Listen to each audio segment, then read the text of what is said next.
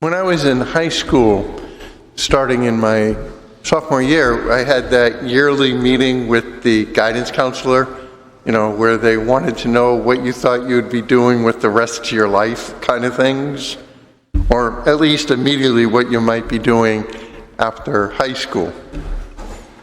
And I think I really threw them because for the 3 years that I had that interview, I gave the exact same answer, which she even told me was not normal.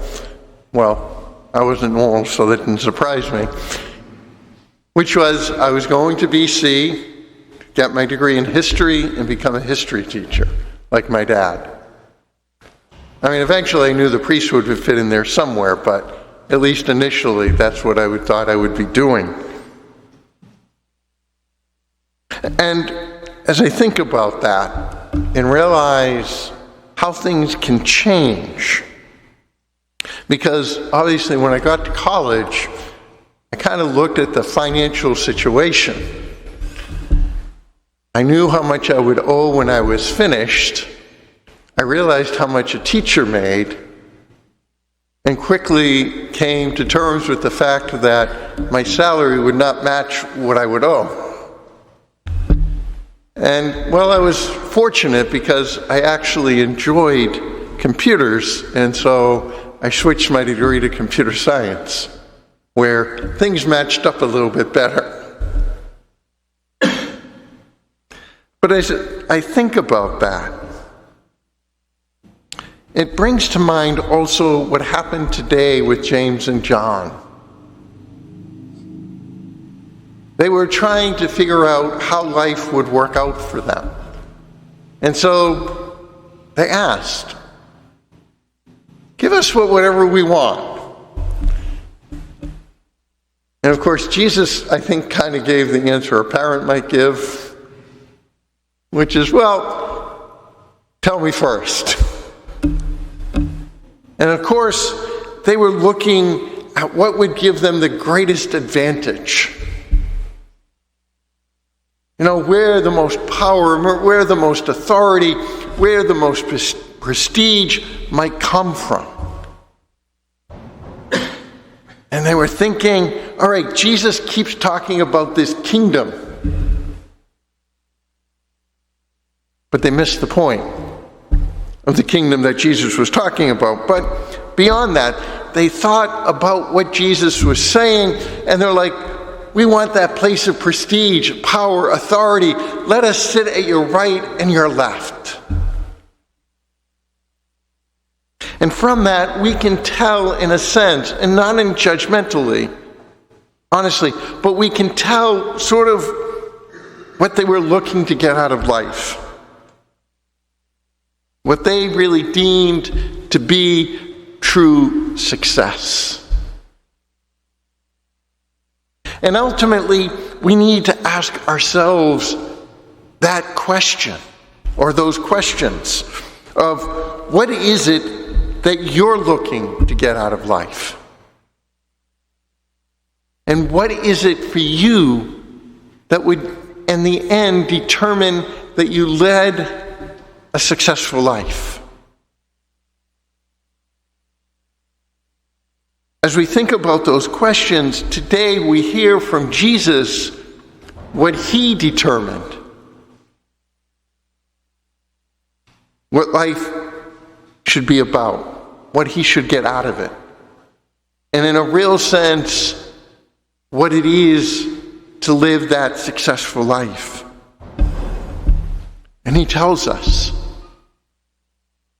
I've come not to be served, but to serve, and to give my life as a ransom for many. For Jesus, the successful life is the cross.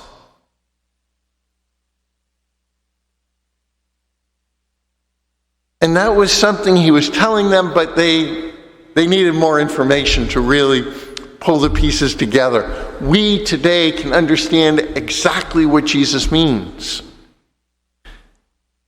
He's telling us what it is to live that successful life. Because ultimately, at the end of time, it won't matter what clothes you wore, what house you lived in, what car you drove. All of that will be irrelevant. As the old joke goes, I've never seen a U-Haul following a hearse. You can't take it with you. But what you can take with you is how you chose to live your life.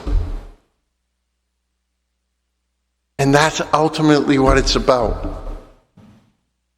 Because as another saying goes,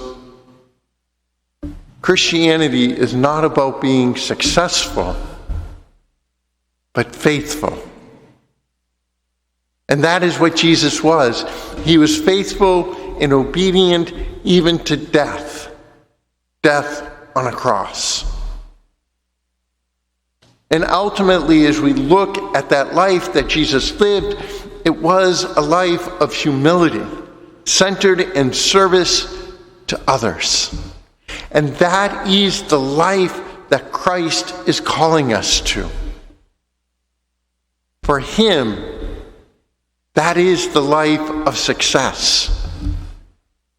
That is all we should be seeking to get out of life. Is to give our life and service to others. And so at the end of time, when we come face to face with Jesus, which each of us will, the questions he will be seeking for us to be able to answer is, how did you show Christ in your life? How did you serve Christ in others? How did you live out the mission of Christ and bring the message of salvation that comes from Christ to others?